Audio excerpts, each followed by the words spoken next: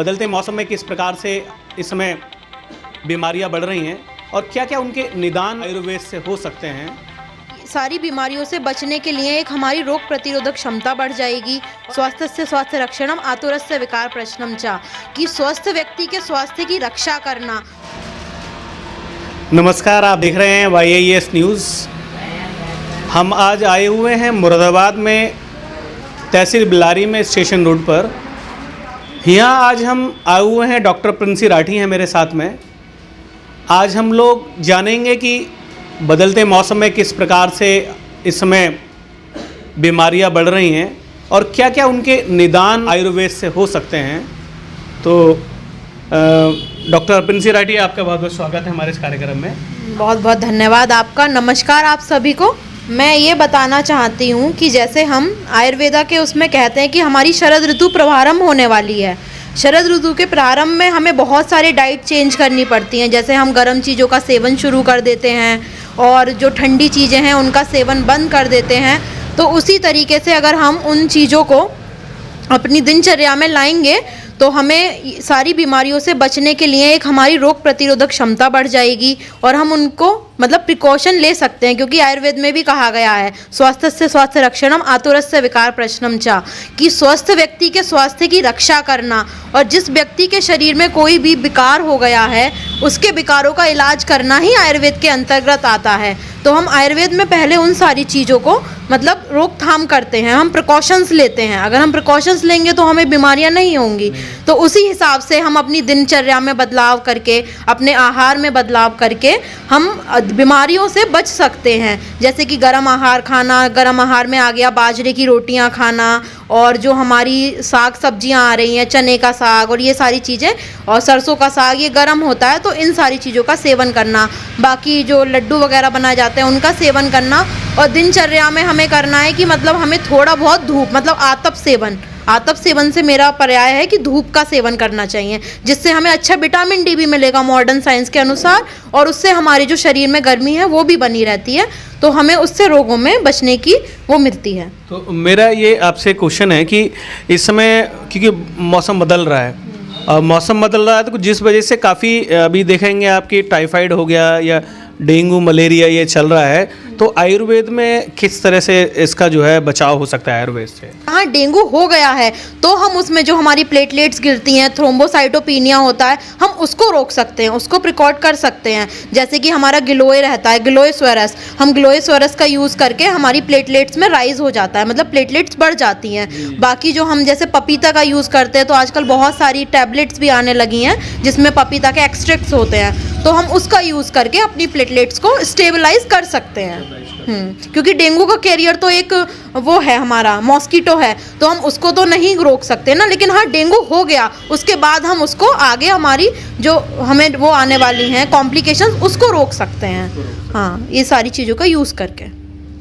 और आयुर्वेद में जिस तरह से अभी देखा गया है कि बहुत अभी टाइफाइड ज़्यादा हो रहा है, तो किस तरह से आप क्या बताएंगे इसमें। देखिए, टाइफाइड जो है, टाइफाइड तो हमारा एक इंटेस्टाइनल इन्फेक्शन है। इंटेस्टाइनल इन्फेक्शन है तो वो इसी वजह से होता है क्योंकि आजकल जो हमारी न्यू जनरेशन है, बच्चे हैं, यंग एज हैं, वो आजकल सब लोग जंक फूड ज़्यादा खाते हैं, स्ट्रीट फूड खाते हैं। घर का खाना आज किसी को नहीं खाना पसंद, क्योंकि सबको स्ट्रीट फूड की लत लग चुकी है, एक आदत है, तो हम वही खाते हैं और वो इंटेस्टाइनल इन्फेक्शन है। टाइफाइड हमारा होता है तो इसी वजह से होता है क्योंकि टाइफाइड का जो हमारा बैक्टीरिया रहता है, सैल्मोनेला टाइफाई, वो हमारे इंटेस्टाइन में ही जाता है और वहीं से वो हमको इन्फेक्शन देता है।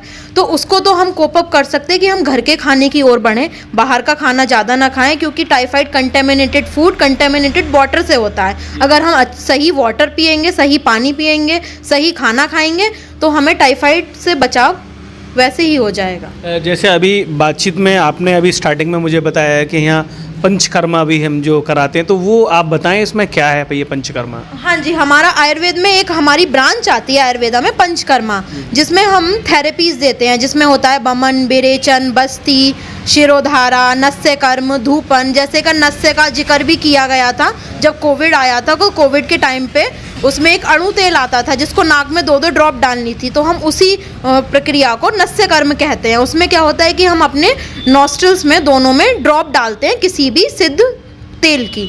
तो उससे क्या होता है कि हमारा जो है जितने भी हमारे ऊर्ज जत्तुगत रोग हैं, मतलब यहाँ गर्दन से लेके ऊपर के जो रोग हैं, वो सारे नस्य कर्म के द्वारा ठीक किए जा सकते हैं। जैसे माइग्रेन है, किसी को आइज़ में वीकनेस है, किसी को बहुत ज़्यादा पेन रहता है सिर में, हैवीनेस रहती है सिर में, तो वो नस्य कर्म के द्वारा ठीक हो सकते हैं। नस्य कर्म तो हम डेली भी यूज़ कर सकते हैं, जो अणु तेल बताया गया है। और हमारा बादाम रोगन आता है, उसको भी अगर हम डेली एक एक बूंद नॉस्ट्रिल्स में डालेंगे तो उससे हमारा जो शरीर है उसकी रोग प्रतिरोधक क्षमता बढ़ेगी और हमारा ब्रेन अच्छा वर्क करेगा। और जो है क्या बताना चाहेंगे? मैं आपको बताना चाहूँ कि अभी डॉक्टर प्रिंसी राठी इस समय बिलारी में स्टेशन रोड पर यहाँ कुछ समय के लिए यहाँ बैठती हैं, एक लिमिटेड टाइमिंग है अभी। और इनसे हम जानना चाहेंगे कि किस तरह से क्या क्या यहाँ ट्रीटमेंट इनके द्वारा यहाँ पर मिल रहा है, तो क्या क्या ट्रीटमेंट यहाँ? अभी तो हम शुरुआती तौर में महिलाओं का इलाज और जो लड़कियां होती हैं उनमें दिक्कतें होती है वो इलाज, छोटे बच्चों में दिक्कतें होती हैं उनका इलाज, आगे हम सोच रहे हैं हमारे आयुर्वेदा में ही आता है। जैसे बच्चों को इम्यूनाइजेशन दिया जाता है, वैक्सीनेशन किया जाता है, उसी तरह से हमारे यहाँ होता है स्वर्ण प्राशन।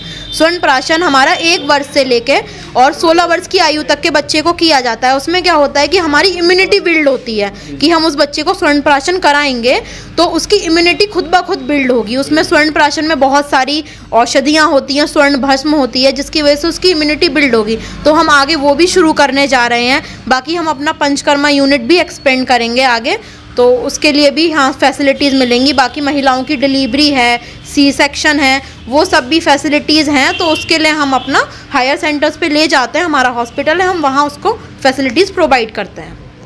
आपने हमें इतना समय दिया, लास्ट में चलते चलते क्या मैसेज देना चाहेंगे आप?